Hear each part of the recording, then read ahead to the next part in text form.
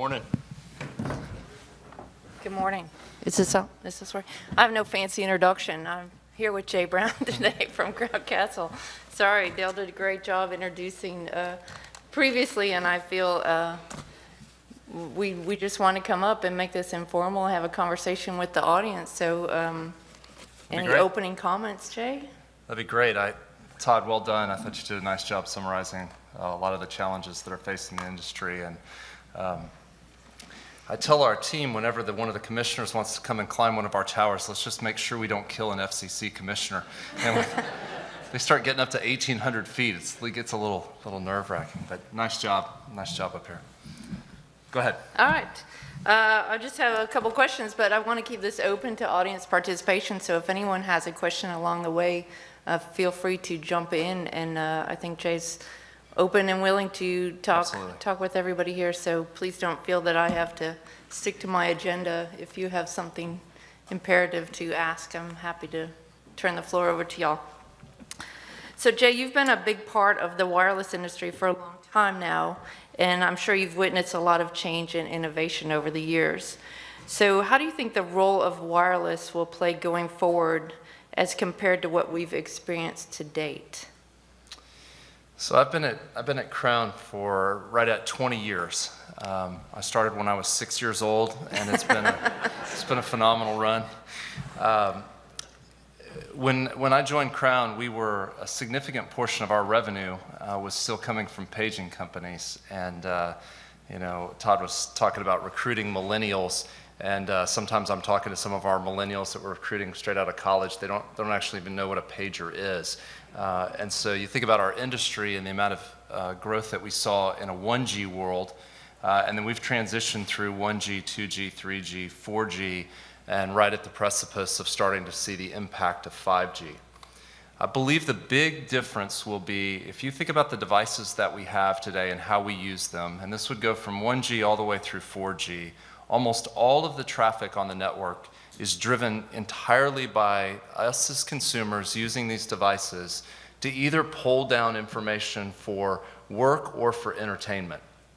A lot of the biggest uses of data traffic are more for entertainment purposes. Videos, etc. And virtually all of the traffic is pulled by us as consumers from some data source onto the device. The reason why it has not been used outside of a consumer device is because of the latency and speed of the devices is such that you can't really use them for real-time applications. As we transition to 5G, the big move is going to be a reduction in latency, which results in nearly instantaneous responses from the devices and an ability to greatly increase the number of connections inside of the network. So latency going to about 1 to 2 milliseconds is likely over the next decade to 2 decades, which means from an industrial application standpoint, things that today you could not do in a virtual reality or augmented reality setting where all of the software and data needs to be loaded onto the device, now we can use wireless to feed information remotely to the devices and it be nearly instantaneous or real-time, at least undiscernible to the human eye.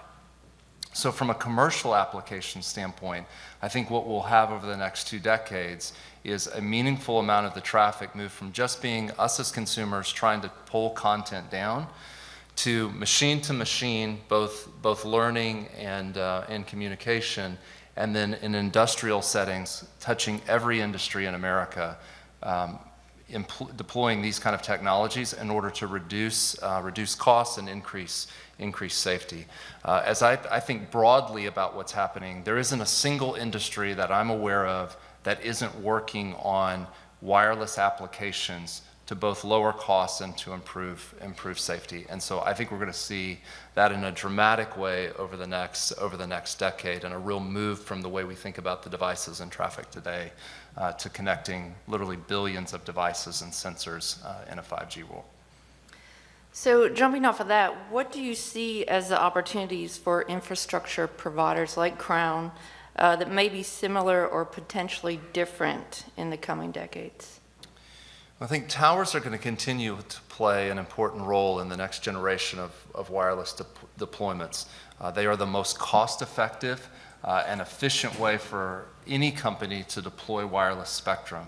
So even around the edges, some of the what you would think of as non-traditional owners of spectrum and deployers of wireless networks, I think they're likely to first use the existing towers as a means of deploying the network. They'll become the backbone of the network. And then increasingly, I think you'll see small cells used, fiber-connected small cells, to improve both the coverage of the network as well as the density of the network. What we find in major metro areas and dense urban markets where the majority of what we've done so far with small cells is really in NFL cities, so take the top 30, roughly top 30 markets in the US. And there's a significant amount of focus by the wireless operators of going in and infilling markets where they already have great tower coverage, they have geographic coverage, but the usage of the devices is driving a need for greater, in essence, cell splitting. To increase the capacity of the network. And I think as we go into 5G, you're going to see that in even greater ways. So the emphasis, the allocation of capital that's coming from the wireless operators around small cells, I think is going to be a pretty dramatic change to our overall industry from what it's been historically. It's not to say there's not still plenty of growth and opportunity in the tower business, but I think if you look at the allocation of total dollars that are going to be put into the industry, I think over the next 20 years, there's going to be a significant portion of those dollars that are going to be invested in small cells. Great. Spectrum auctions have historically represented a positive leading indicator of demand for towers. So what are your thoughts about the opportunities associated with recent and upcoming spectrum auctions? There's two things that are great for our industry. It's when when people buy new spectrum that's fallow, and then when they have capital to deploy that spectrum. When both of those things get aligned, it's a great day to be in the infrastructure business. And what's encouraging to me about the landscape that we're in today as a lot of these spectrum bands are being deployed is you look at the cost of these auctions has come down dramatically from some of these higher spectrum bands. Which means the upfront investments for someone to actually get into owning fallow spectrum is greatly reduced from a lot of the licensed spectrum auctions that we've seen over a long period of time. Which means there's more capital then to go towards the deployment of those technologies and that spectrum. The second thing that I would say is if you look across the landscape of the wireless operators, they have healthy balance sheets and are producing significant amounts of cash flow. So while people outside of the industry will oftentimes look at our industry and say 5G is coming, there's going to be a massive spike in capital spending, I'm quick to discourage people from thinking that way about our industry.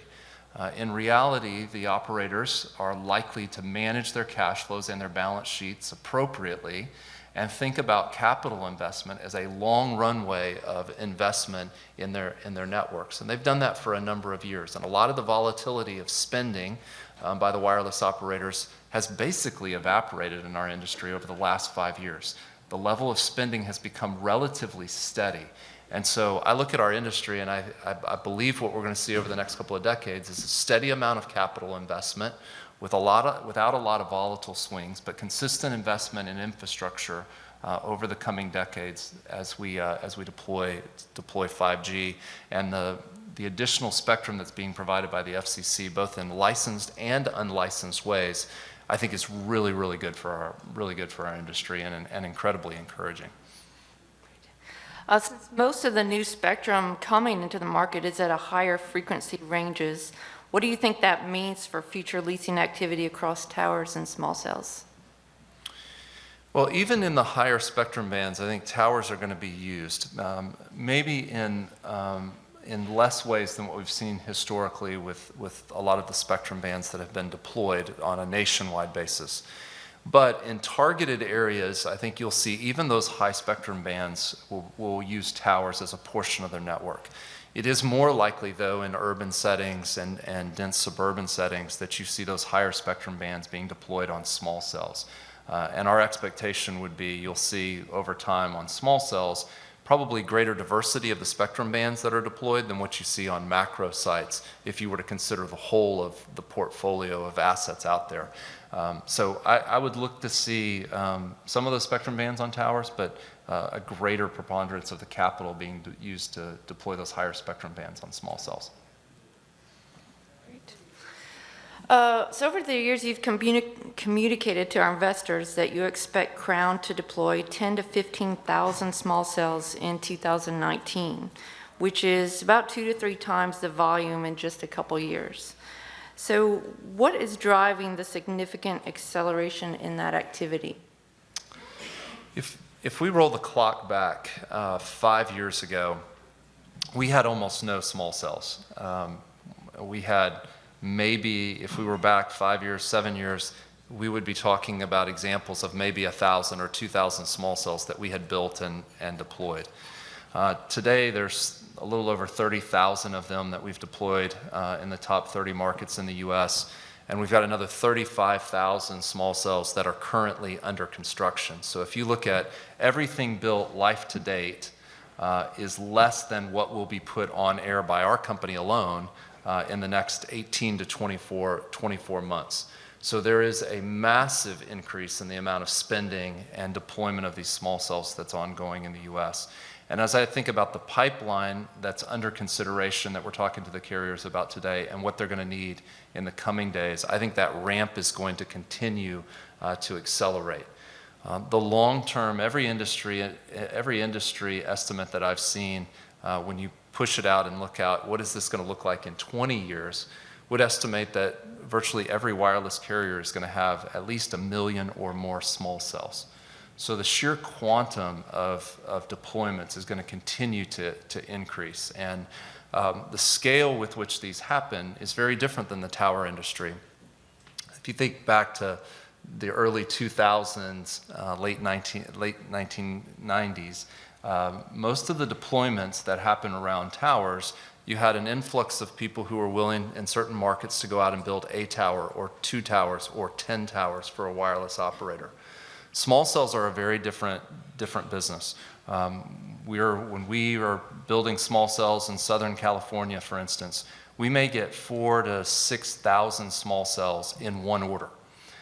Because they have to be deployed in scale using fiber optic cable. So there's a lot less opportunity for smaller providers to come in and do 1 or 2 or 3 of these, because the carriers look at covering a large geography at one time. So the model's going to look different as we deploy small cells in scale. And when Todd's talking about some of the labor challenges that we're already facing as an industry, I don't think we've even scratched the surface of the labor challenge that's coming, to be honest.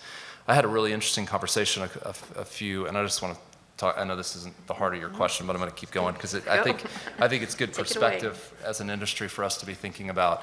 I was talking with one of the Federal Reserve Bank presidents a couple of months ago about this exact issue around the shortage of labor.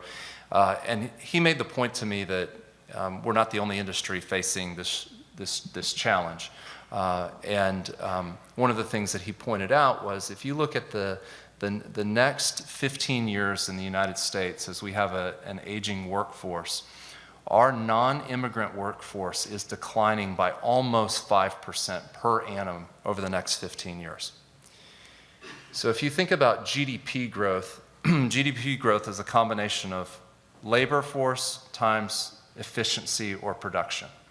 So if GDP is going to stay at 0 and ignoring the immigrant workforce, if you just said all we're going to have is non-immigrant workforce, efficiency has to go up by nearly 6% per annum in order for GDP to be 0. So every industry in America is facing this challenge of, okay, how do we deal with a labor shortage? And it's going to come through, not only are we going to have to be really good as an industry of telling our story to millennials coming out of a college and recruiting the best talent into our industry, but we're also going to have to find ways to be incredibly efficient as an industry and get much better at that, because there frankly will not be enough bodies or workers to be able to handle all of the challenges. So learning to do things not just by recruiting labor, but learning to be more efficient in the tasks that we accomplish. And ultimately, that efficiency should come with lower costs to our customers. And so one of the big pushes that I have going on internally with our team is really pushing our team towards learning to be faster and more efficient at what we're doing. Ultimately, as an infrastructure provider in the room at least, the vertical tower providers, we are a bank to the wireless operators. Our investment of capital, if you will, is the vertical infrastructure that we own. And so being able to provide that infrastructure at the lowest cost possible is ultimately the only way we will be successful. So figuring out a way for us to be more efficient, do things more quickly, and do them at lower costs, not only is part of the solve to the labor shortage, but is going to be really critical as there's a significant deployment of small cells coming and needed. Trying to do those as cost effectively as possible is going to be able to leverage the deployment of 5G. Great. Okay. My answer was so long, you don't know what your next question No, is. I know the next question. I have my card, so I'm not confused. But are there other investment opportunities in addition to the fiber and small cells that could be interesting to Crown, whether it be international fiber, small cells, data centers, et cetera? So we're focused entirely at this point on the U.S. market. It's the fastest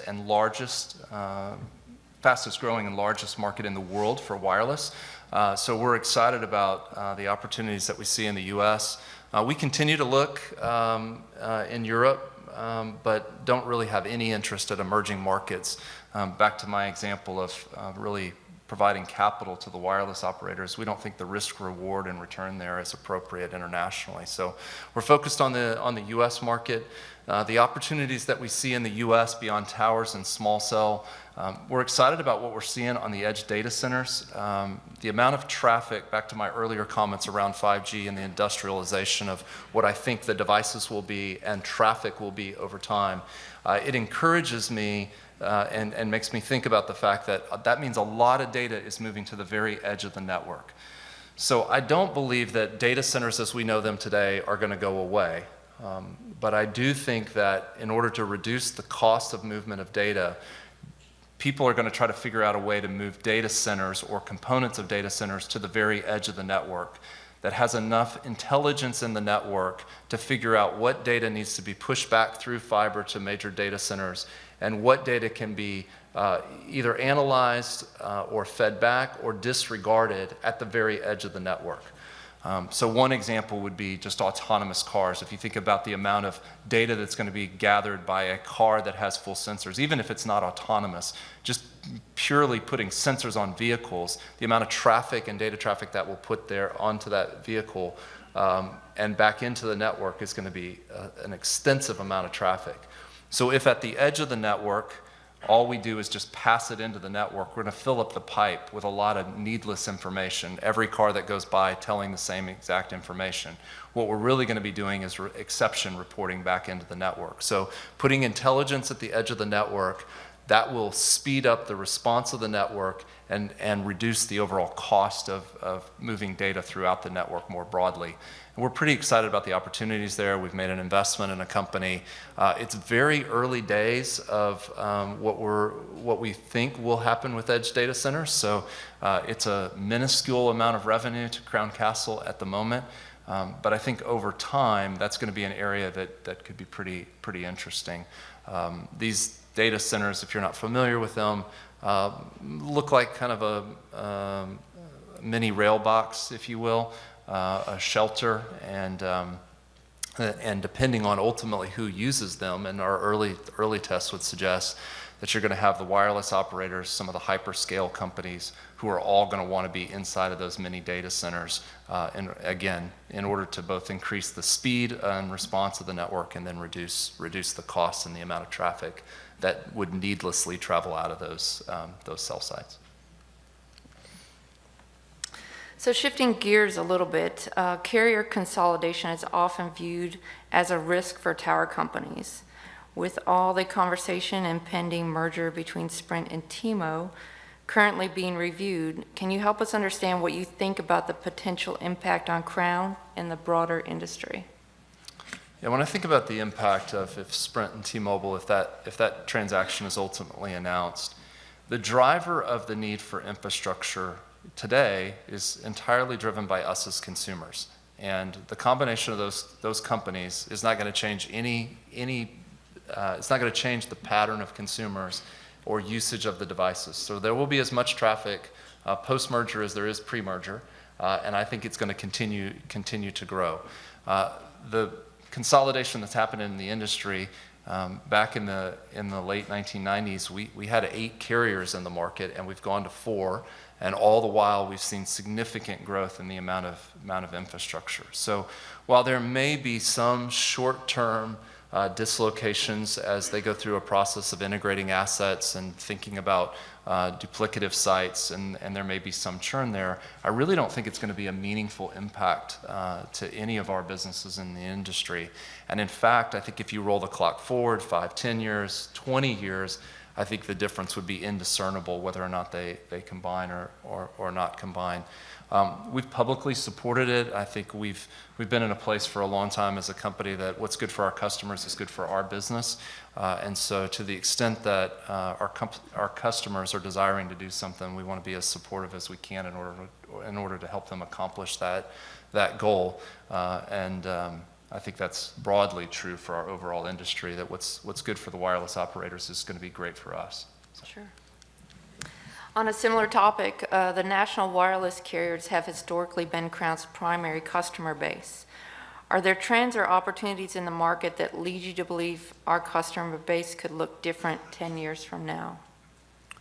Well, as an industry, I think if we go forward, as you mentioned, over a longer period of time, I do think there are going to be more entrants who are going to own wireless networks.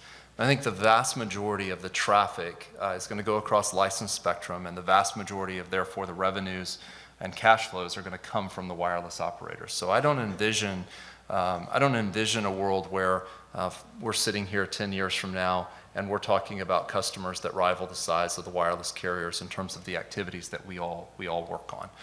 I think that's an unlikely outcome.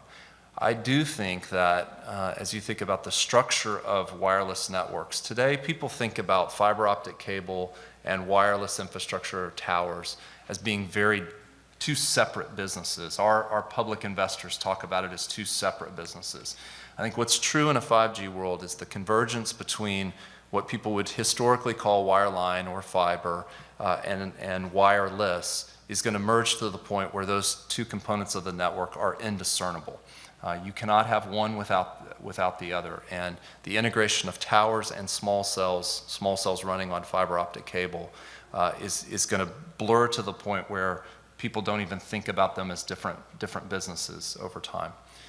As such, fiber optic cable has uses far beyond just the deployment of small cells.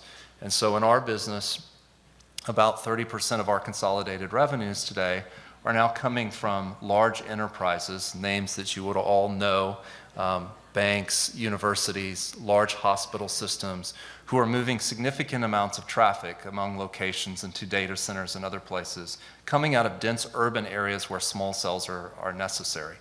I was in the offices of one of our largest investors not too long ago, and you could stand at the top floor of their building and look outside, and you could see our small cells running along the street, and we were running fiber into their business, and they were one of our customers on the fiber side, using this same exact fiber optic cable. And just like in the tower industry, we're trying to get as many tenants as we possibly can in order to hold down the cost for each individual customer, and the shared nature of that lowers the cost for every one of our customers. The same thing is true on the fiber side. So as many sharers of the infrastructure as we can get will reduce our overall cost. And I think as we go longer term in the industry, I think what you're going to see is that convergence of what we would historically call wireline and wireless converged into a blended network of telecommunications. And I think the users of that fiber will be everything from universities, hospitals, large institutions, hyperscale companies, the wireless operators, and components of that we'll visually see in the form of towers and small cells. But the components that we don't see, either buried cable or we don't think about as aerial fiber optic cable, those will be significant components of the network and will be significant providers of revenues and cash flow and work for our industry. You've communicated to our investors that you expect to deliver annual dividends per share growth of 7 to 8% while making investments in new assets that will expand our long-term growth opportunities. Can you discuss what you think about balancing near-term objectives with your longer-term growth aspirations? Yeah, Monica, you're right. That is how we talk about it with investors. We talk about growing our dividends 7 to 8%, which we've done over the last 6 years, averaged right at about an 8% growth over that period of time. It's interesting to me as you look at the story, and rather than just make this purely about Crown Castle, trying to be more agnostic to Crown Castle and focus more on industry. These are great businesses.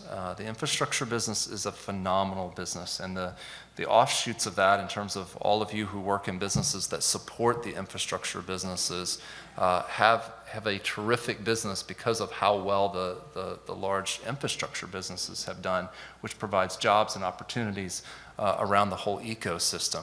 And I think the industry is as healthy as it's ever been and has as much growth opportunities as we've ever had.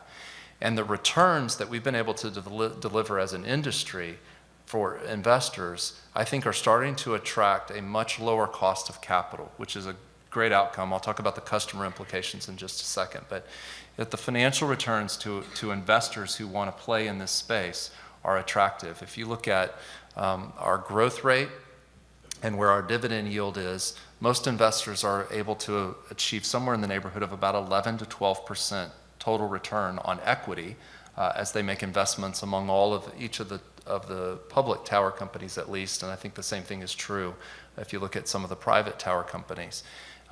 Those kind of returns compared to most real estate plays, that's a much higher return than should be required, in my opinion, for an industry that's as good as ours. Predictable growth, stability of cash flows. And so if you were to compare our industry to things like office buildings, or even things that I think we would all say shopping malls as an investment class, that might be a pretty challenging investment going forward because of bricks and mortar and us moving towards more online purchasing, Amazon, et cetera. Those businesses, though, have lower return expectations by their shareholders than what we as an industry have. And I think what you will see over time is as our businesses cross over 2 decades of performance, consistent performance, I think more and more investors are going to look at our industry and view us less as tech and view us more as a real estate, stable, growing investment. And that should mean that the returns required are going to come down. Today, if you look at least Crown Castle's balance sheet and our cost of debt is at or below each of our wireless operators' cost of debt. If we were having this conversation in 1999, it was triple that of our carrier customers. So the cost of debt has come down dramatically. The cost of equity, I think, will continue to come down. And as we think about the next leg of growth, that's incredibly important because if our cost of capital is lower, that means we're able to provide the infrastructure to our customers at a lower cost. And for you, those of you who are in the service industry, what that means is if the costs come down, the volume and the activity is going to go up in order to accomplish the same, so spending a like amount of capital, less cost in the system means more activity. And I think ultimately that virtuous cycle is what's ahead of us. So I'm really excited about that, and I'm excited about what the impact of that for our carrier customers is going to be over time. Obviously, we've seen the technology costs come down dramatically, and I think this next leg of growth on the particularly in the small cell side, you're going to continue to see those costs come down and be a really effective way for the carriers to invest in deploying their network. And I think that sets up great for us as an industry. And then back to the Crown commercial, I think we're really well positioned on the fiber and small cell side to capture what's coming on 5G. I too have been here 20 years, and I like the Crown commercial just a little bit. So, yeah. So what keeps you up at night, Jay? You know, there's something great about this business, that there are very few things that you look at and say, okay, that's going to take away 10% of our revenues or 15% of our revenues. There are a lot of barriers to entry into our business. Those are mostly provided by local municipalities who don't want infrastructure deployed inside of their locales.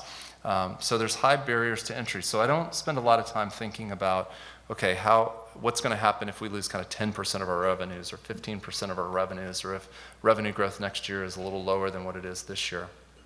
My main focus for us as a team is making sure that we're delivering for our customers.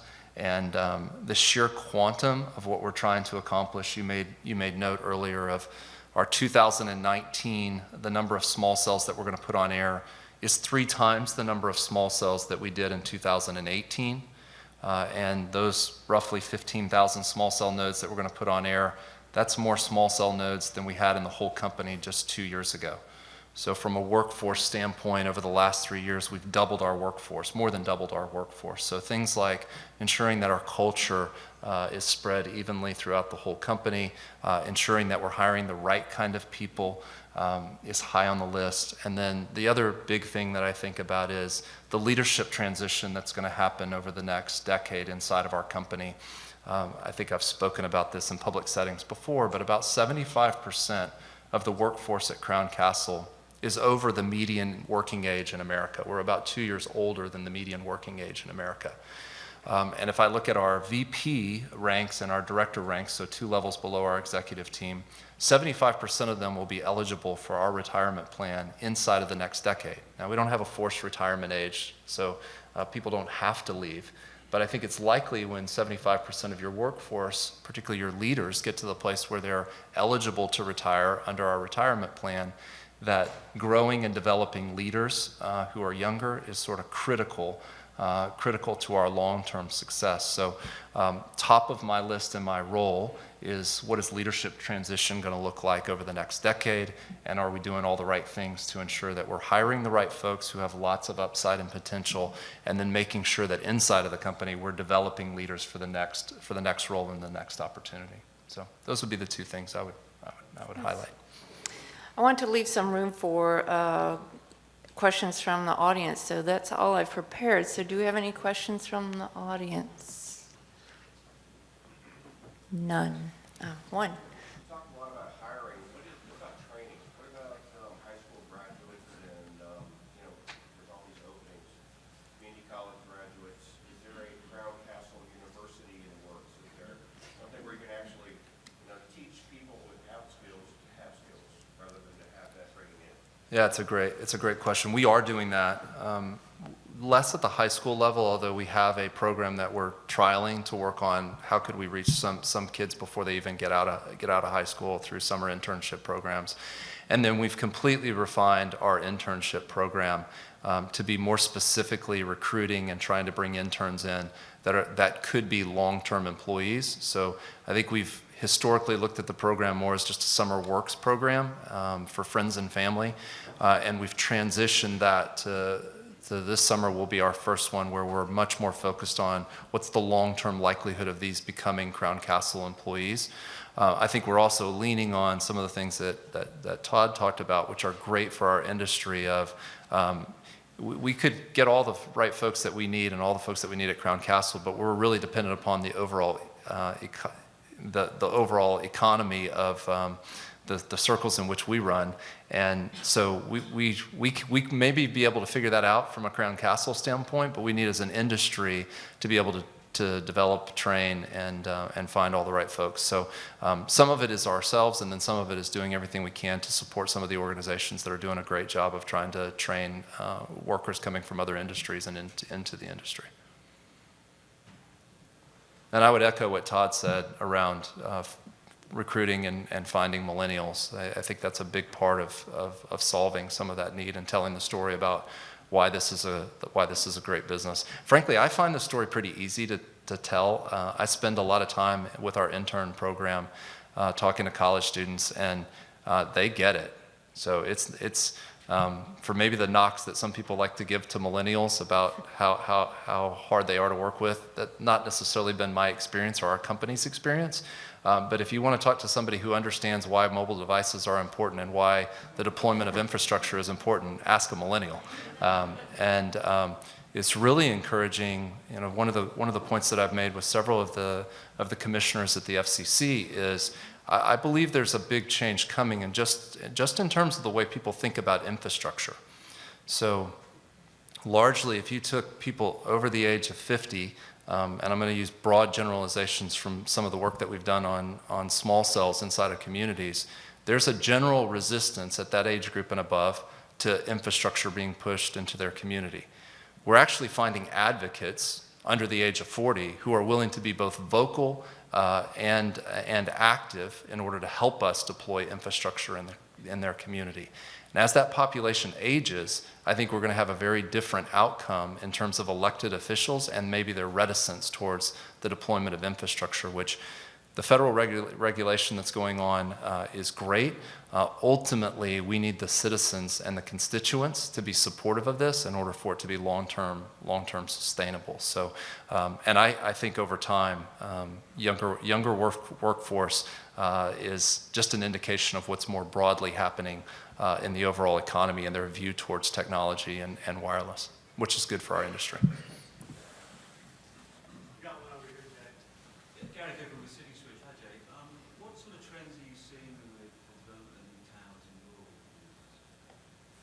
We're not doing a lot. We're not building a lot of towers in rural communities. We're seeing the vast majority of the capital right now from the wireless operators focused on urban areas and suburban areas. So we're not in the business of building very many towers outside of major markets. We'll probably build about 30 or 40 this year on a portfolio of over 40,000. So it's not meaningful.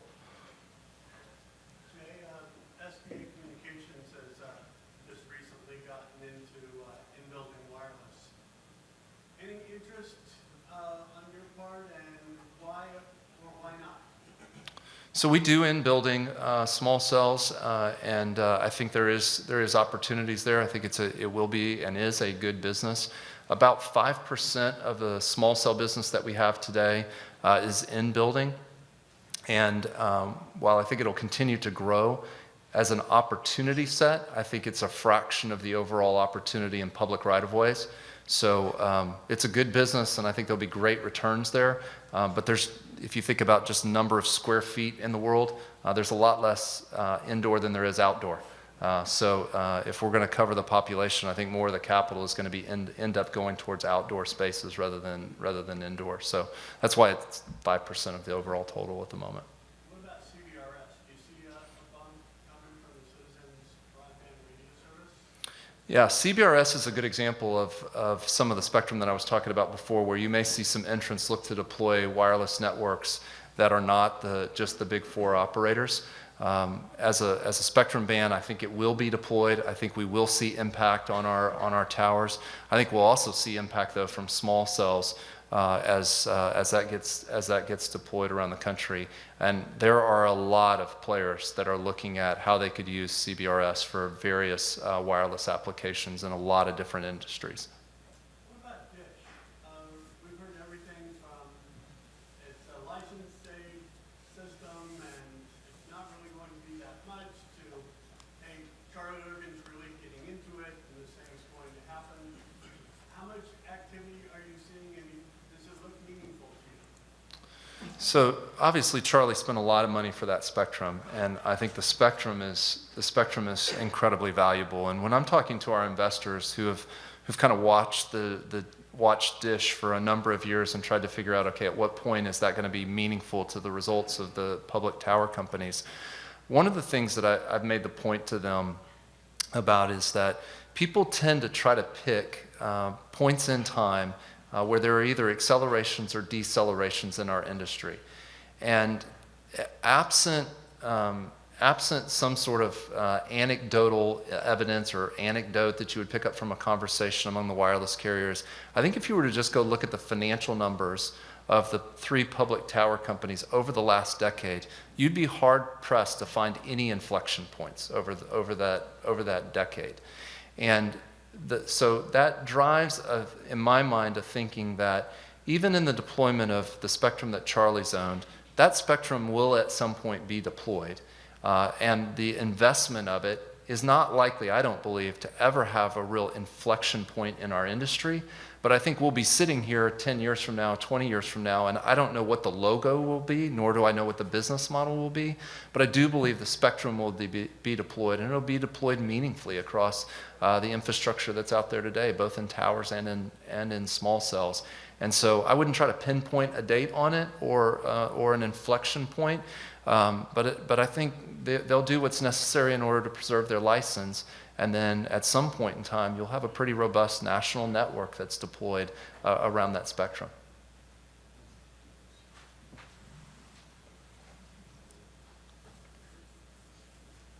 Nothing else? No. A lot of talk today about how hard it is finding tower climbers, et cetera. So I run into a conservative firm that specializes kind of above tower climbers. Where do you see the real need for kind of hard climb positions above the tower climbers?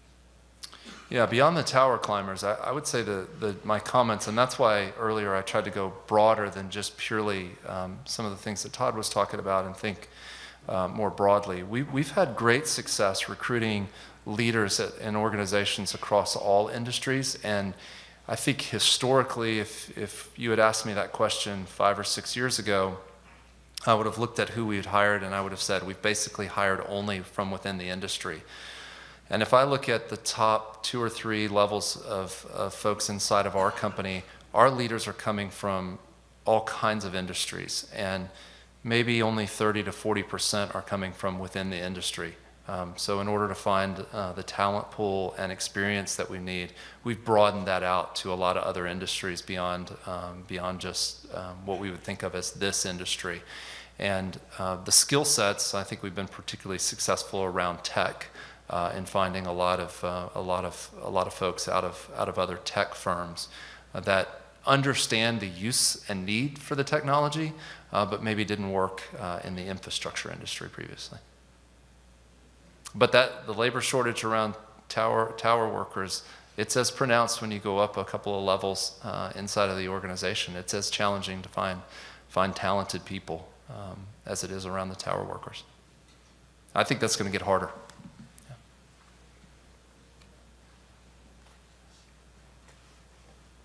I worry about your assets, like especially the ones I communicate by phone to your tower. And I was wondering, do you say anything about hardening of cell sites, backup power? How do you think are they protected well enough from the environment as well as maybe other adverse events? Sure. So the most adverse events to towers are traditionally been either hurricanes or tornadoes. And if you look at the major storms that I could speak to specifically to Crown Castle, but I think this is true across the industry as I've talked to the other CEOs of the public and large private tower companies. You look at the significant storms that went through Puerto Rico last year. There are 3 companies who have a significant tower base. I think there was 1 tower down in all of Puerto Rico, despite massive devastation and a Category 5 hurricane that hit that island. And then you can go through recent storms that have been through the Florida areas and other coastal areas. And in those storms, it's very rare for us to lose a tower or to have any significant damage. Now, obviously, there's damage to carrier equipment. There's damage from rising water to base station equipment. But those can be relatively easily fixed in a short amount of time. And I think if your question goes to kind of some of the risks systematically to the overall communication system, this is one of the great things about small cells and towers, is that it's a diverse system. And so taking out any one site doesn't damage the overall network. Creates a dark spot, obviously, in one particular area, but doesn't take down the entire system. So the diversity of locations, I think, is a big help. The other point that you were raising around backup power, for the most part, the wireless operators have put in backup power, particularly in hurricane-prone areas. And that work is continuing to be ongoing, and I think you will see the wireless operators continue to harden their sites through backup power, particularly in areas where they're prone to things like hurricanes.